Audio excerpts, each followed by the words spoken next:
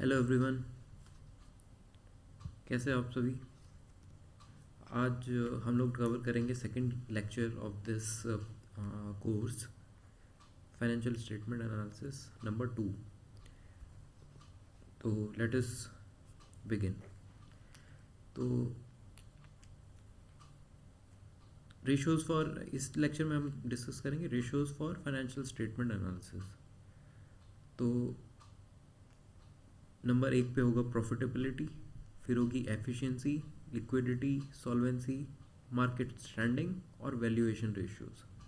Okay, किसी भी financial statement के लिए हम ये कर सकते हैं। पिछले लेक्चर में हम लोगों ने समझा था एसेट्स क्या है, लाइबिलिटी क्या है, इक्विटी क्या है।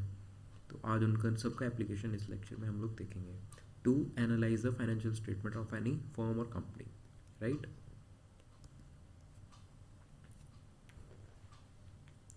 तो पिछले उसमें हम लोगों ने ये पढ़ा था, उसको मैंने थोड़ा और इनोवेटिव तरीके से और थोड़ा सही रिप्रेजेंटेशन से इस तरह से दिखाया हुआ है। जो पहला आप देख रहे हो ग्रीन वाला, तो ये हमारा था equity share capital plus reserve and surplus minus fictitious assets if any. तो जो अपनी इक्विटी शेयर कैपिटल है और रिजर्व्स है और सरप्लस, उस सबको हम बोलते हैं इक्विटी या फिर नेटवर्थ, करेक्ट। उसके बाद एक होती है शेयर होल्डर्स फंड। अगर इन सब में इक्विटी या नेटवर्थ जो कंपनी की है उसके अंदर अगर अब हम लोग प्रेफरेंस शेयर कैपिटल को ऐड करते हैं तो उसको बोलते हैं हम शेयर होल्डर्स फंड। ये आगे डेफिनेशन यूज़ आएगी रेशियोज को निकालने में, so let us focus over here. फिर ये आता है तो पर्पल कलर वाला है, उसके उस एक चीज़ होती है कैपिटल एम्प्लॉयड। अब कैपिटल एम्प्लॉयड क्या हो सकती है, ये तो इक्विटी है तो डेट। तो जो डेट इंस्ट्रूमेंट है वो और ऐड हो जाता है इसमें, मतलब equity plus reserves plus preferential share plus debt, ये बॉन्ड या डिबेंचर्स, उन सबको बोल देते हैं हम कैपिटल एम्प्लॉयड। फिर एक होता है current assets, sorry total assets. तो टोटल एसेट्स में करंट लाइबिलिटी और ऐड हो जाती है। जो कैपिटल एम्प्लॉयड है, जो कैपिटल धंधे में लगी हुई है, प्लस जो अभी आपने कर्जा ले रखा है छोटे टाइम फ्रेम के लिए, वो ऐड होके आपके टोटल एसेट्स होता है, करेक्ट। करंट सॉरी कर्जे, छोटे टाइम के कर्जे दे रखे हैं, that is current liability, right. अच्छा, अब हम चलते हैं नेक्स्ट लेक्चर पे। 1 सेकेंड, हाँ। तो पहला जैसा आउटलाइन में मैंने बताया था, पहला डिस्कस हम लोग करेंगे प्रॉफिटेबिलिटी। तो profitability ratios are of 2 types. Number 1, those related to revenue and those related to investment. तो प्रॉफिटेबिलिटी दो तरह से हो सकती है, एक तो है आपके रेवेन्यूज और एक इन्वेस्टमेंट। तो सबसे पहला रेशियो जो है वो ये जो येलो में दिए हुए हैं ये है आपके ratios. Gross profit margin, difference between sales and cost of good sold. Gross profit margin क्या हो गया, डिफरेंस बिटवीन सेल्स, मतलब किसी कंपनी की कोई सेल मान लो 100 रुपये का सेल हुआ, एंड कॉस्ट ऑफ गुड्स, और उसमें जो गुड्स लगे, जैसे पेंट कंपनी को कुछ मान लो क्रूड ऑयल चाहिए एज एन इनपुट कॉस्ट, तो sales minus that is gross profit margin, correct. तो जैसे आपको आपके सामने एक स्क्रीन दिख रही होगी, तो इस वाली स्क्रीन में ये जो दिख रही है ये आपकी एशियन पेंट्स के जो है, इसको आप screener.com में देख सकते हो। तो हम लोग बात कर रहे थे ग्रॉस प्रॉफिट मार्जिन पे। आप देखो यहाँ पे इसके ये रहा, तो ये आपकी सेल्स है, ये आपके एक्सपेंसेस हैं, these are operating profit. Operating profit को इससे डिवाइड कर देंगे 5263 से 1104 को, तो 21% आएगा, करेक्ट है। और इसी तरह से ये पूरे साल के लिए हम लोग निकाल सकते हैं फ्रॉम 2018 के दिसंबर क्वार्टर से सितंबर 21 तक, राइट। तो आइए हम इसको देखते हैं इसमें चार्ट में भी। तो ये है आपका ग्रॉस प्रॉफिट मार्जिन। GPM, ठीक है। अच्छा नहीं सॉरी, ये जो बताया मैंने ये ऑपरेटिंग प्रॉफिट मार्जिन है, OPM परसेंटेज। तो ऑपरेटिंग प्रॉफिट परसेंटेज यहाँ पे दिया हुआ है, ये जो येलो लाइन है, करेक्ट। ये हम लोग अभी थोड़ी देर में देखेंगे। तो let us get back to this thing, one second.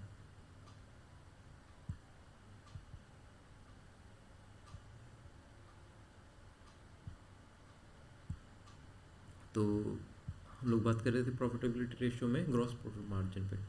अब आते हैं ऑपरेटिंग प्रॉफिट। आपने बहुत सुना होगा न्यूज़ में भी। तो ग्रॉस प्रॉफिट जो ऊपर आया था आपका, minus other operating expenses like selling distribution expenses. तो जो ग्रॉस प्रॉफिट मार्जिन आया था आपका, उसमें से अगर आप अदर एक्सपेंसेस जैसे सेलिंग डिस्ट्रीब्यूशन ये सब माइनस कर दोगे तो वो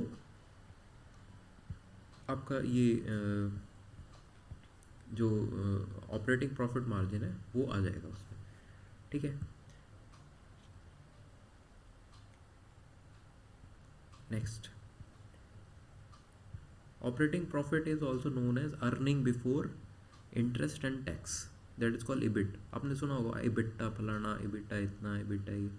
तो इबिट क्या है, उसमें जो इबिट आता है that is earning before interest and tax, so that is operating profit.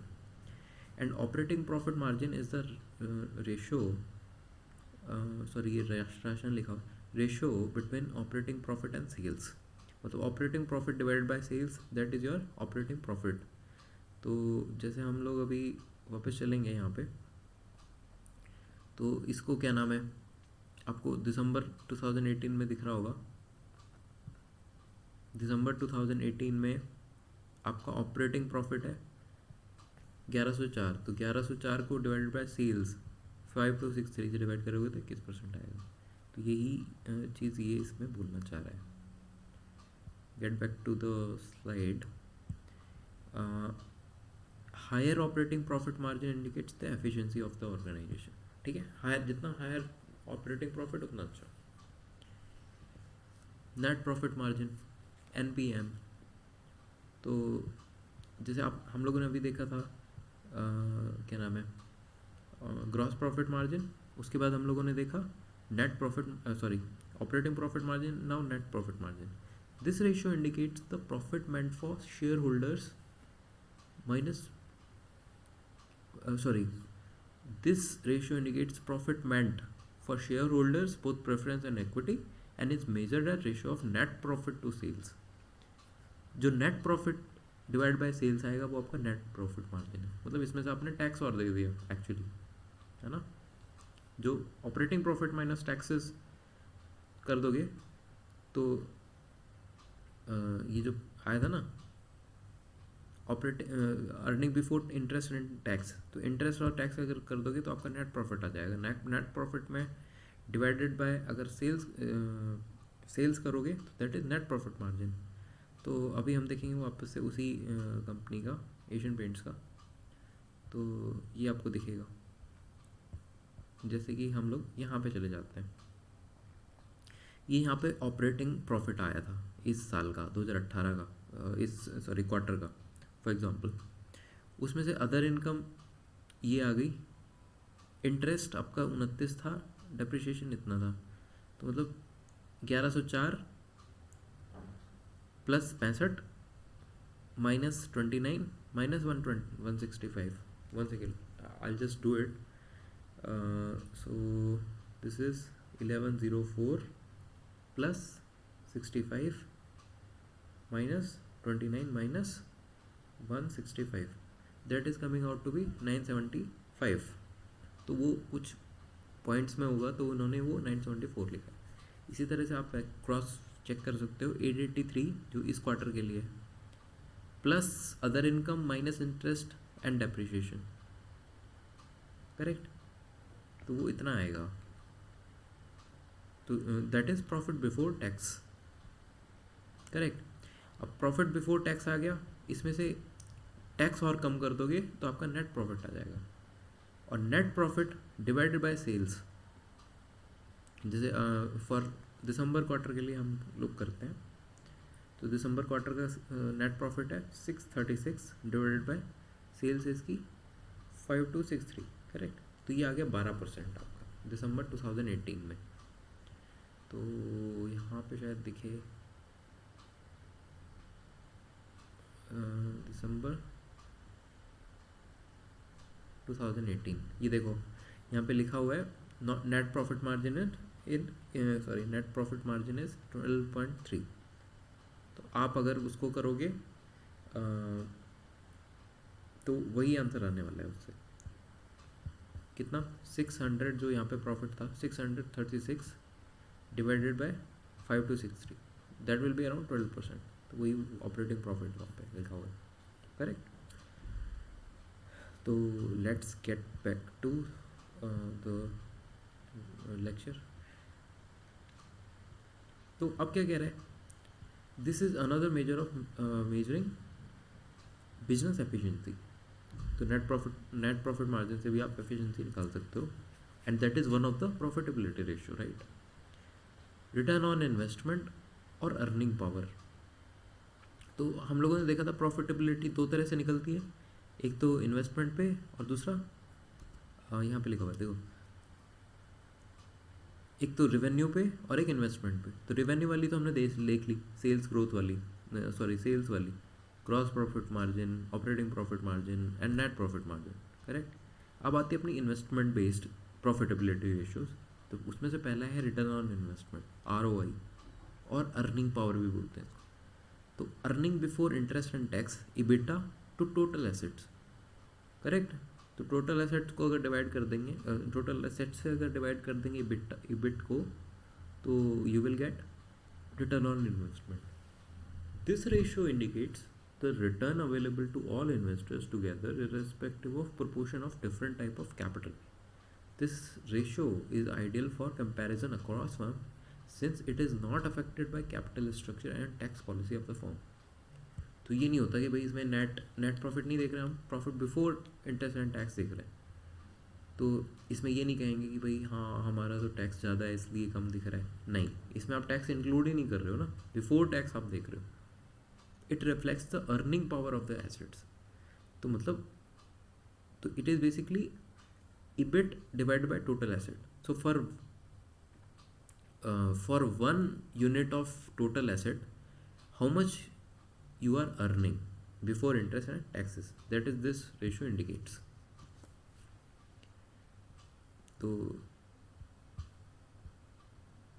इसमें कहीं पे रेशियोज हैं, हम लोग देख भी सकते हैं, वो हम लोग एग्जांपल से देखेंगे जो नेक्स्ट लेक्चर होगा उसमें। नाउ अगले रेशियोज पे बढ़ते हैं, रिटर्न ऑन इक्विटी। तो this is the return available for equity share holders the residual owners of the business. तो जो इक्विटी शेयर होल्डर्स हैं, आप और हम हैं, उसको कितना रिटर्न मिला, that is return on equity. तो ये इसके फॉर्मूले है net profit divide by average net worth. तो एवरेज नेटवर्थ की डेफिनेशन मैंने आपको बताई थी सबसे पहले। नेटवर्थ मतलब equity plus reserve minus fixation assets, that is net worth. तो एवरेज नेटवर्थ क्या होगी, अब एवरेज नेटवर्थ होगी किसी फाइनेंशियल ईयर के 4 क्वार्टर का एवरेज, राइट। तो इसमें लिखा है देखो, net worth includes equity, reserve, surplus adjusted for any fixed assets, correct. The net worth of the current year and previous year are average for this purpose. मतलब रिटर्न ऑन इक्विटी निकालने के लिए नेटवर्थ चाहिए, तो net worth of previous year plus net worth of current year divide by 2, right, वो हमको नीचे use करनी है डिनोमिनेटर में।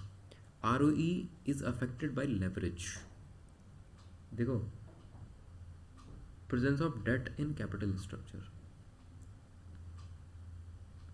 ठीक है। Under good conditions leverage margin magnifies ROE compared to an unleveraged company, ठीक है। मतलब लेवरेज मैग्नीफाइज, अगर आपका डेट ज़्यादा हुआ तो ये ज़्यादा होगी, ROE ज़्यादा होगी compare to unleveraged company, correct. Earning per share, this is the ratio measured by dividing net profit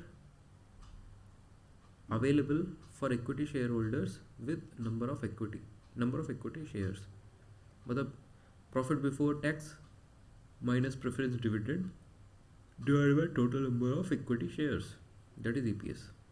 अब DPS डिविडेंड पर शेयर, तो equity dividend divide by number of shares.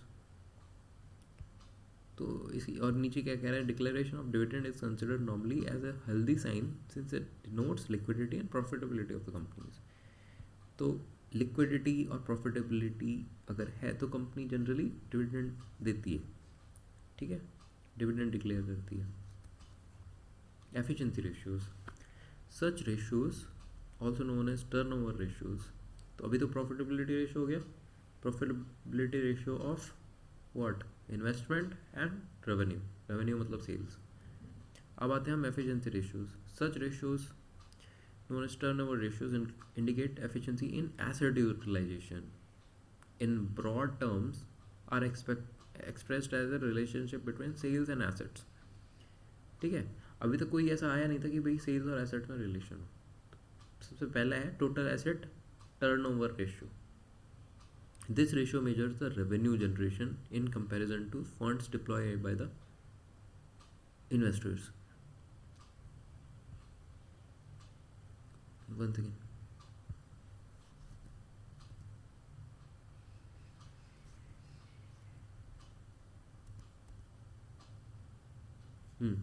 तो ये क्या आ गया, TATR क्या हो गया, टोटल एसेट टर्नओवर रेशियो, मतलब net sales divided by total assets. ठीक है, ये रेशियो भी हम लोग अभी देखेंगे, turnover ratio, net sales divided by total assets, average total assets.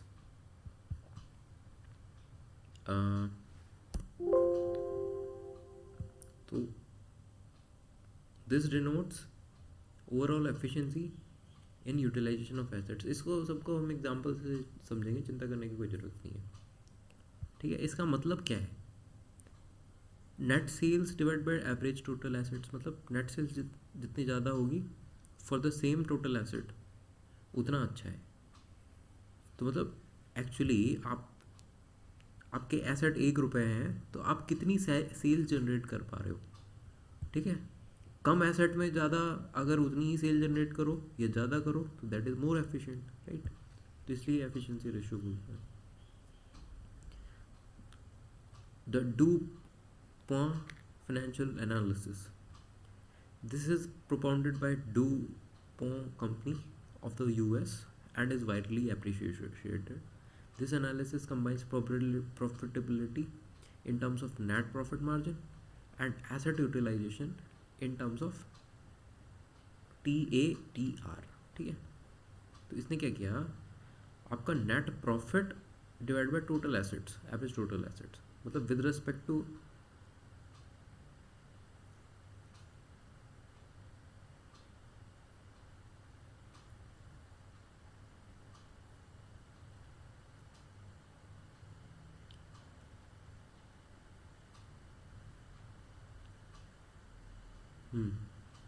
with respect to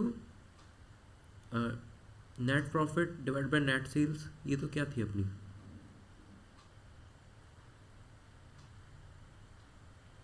और तो net profit divide by total assets. तो अब देखो, net profit divide by net sales, net sales को आप ऊपर नीचे मल्टीप्लाई करो, तो net profit by net sales क्या आ गई अपनी, ये था अपना नेट प्रॉफिट मार्जिन, NPM। फिर आता है net sales divide by average total assets, और ये क्या था अपना TATR। तो इन दोनों को मल्टीप्लाई करोगे तो that is called return on assets. Return on assets मतलब profit divide by total asset, correct.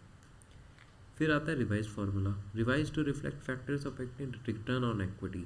In the revise formula the leverage effect is also considered.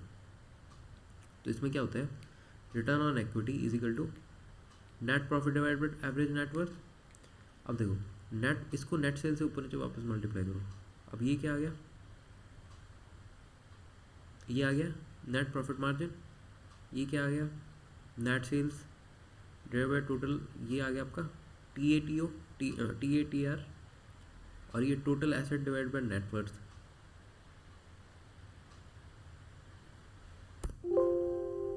तो ये वाला जो फैक्टर लास्ट वाला बचा, ये तो आपका नेट प्रॉफिट मार्जिन हो गया, ये आपका TATR हो गया, into this is called leverage effect, मतलब asset to equity ratio, total asset divide by total net worth. Correct. तो नेटवर्थ में तो सिर्फ इक्विटी आती है, और ऊपर क्या आता है, टोटल एसेट्स में तो डेट भी आएगा। तो लेवरेज इफेक्ट को ये यूटिलाइज करके रिटर्न ऑन इक्विटी आती है। ठीक है।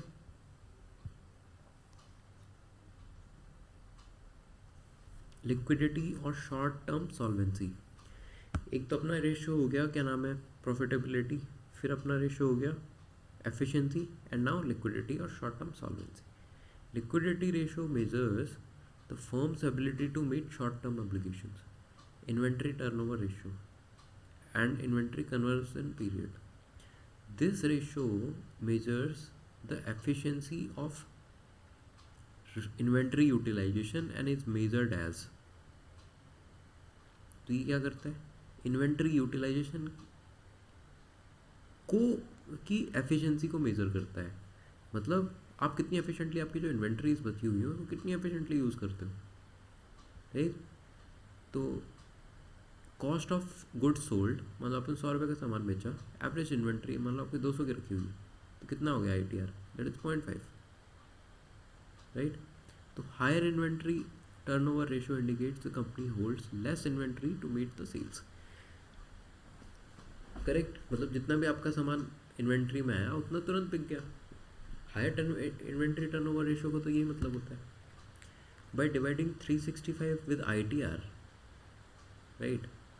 जैसे मान लो कॉस्ट ऑफ गुड्स सेल आपकी आई 10 रुपये, और एवरेज इन्वेंट्री मान लो आप रखते हो 1, तो ITR कितना आ गया 10। तो ये लास्ट वाली क्या कह रहा है, बाय डिवाइडिंग 365 विद ITR, मतलब 365 से अगर ITR को डिवाइड कर दें, in our case 365 divide by 10, that is around 36, inventory conversion period can be found. तो that is called inventory conversion time, right. 36 दिन, that is conversion period. If ITR of 5 times, inventory conversion period is calculated as 73. ये 73 कैसे आया, 365 divided by 5, that is 73. Thus it makes 73 days on an average to convert inventory into sales. समझ गए भाई, एक साल के अंदर आपको 73 दिन लगते हैं, 73 दिन का एक साइकिल है, ठीक है, ये है। और ये जितना भाई ITR जितना ज़्यादा है उतना अच्छा है, करेक्ट है, क्यों, उतने ही आपको कम दिन लगेंगे एक साइकिल को कंप्लीट करने।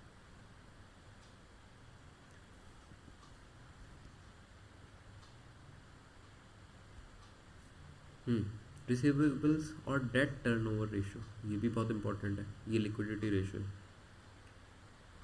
आपने सुना होगा डेटर डे, तो ये वही है debt turnover ratio. Net credit sales divided by average receivables. मान लो आपकी कोई कंपनी है, आपकी कोई कंपनी है और उसके लिए ऑर्डर की लाइन लगी हुई है, ठीक है, एडवांस में पेमेंट कर रखा है, तो आपका नेट क्रेडिट सेल्स डिवाइड और average receivables will be same, right, क्योंकि आपको एडवांस में पैसा मिल गया, तो ये वाला रेशो 1 हो जाएगा, तो जितना ज़्यादा उतना सही। नहीं, 1 सेकेंड, 1 नेट क्रेडिट सेल्स मतलब जो उधार में दी हुई है, तो उधार में दी हुई कम से कम होनी चाहिए, तो जितना रेशो कम है उतना अच्छा है। फिर आता है लॉन्ग टर्म, ये तो हो गई अपनी शॉर्ट टर्म सॉल्वेंसी, लिक्विडिटी। अब है तो long term solvency. Long term solvency क्या होती है, लॉन्ग टर्म सॉल्वेंसी में पहला वाला जो सबसे पहले आएगा वो है डेट। चलो इसको नेक्स्ट लेक्चर में करेंगे बिकॉज ये लेक्चर बहुत बड़ा हो जाएगा। Thank you so much, bye.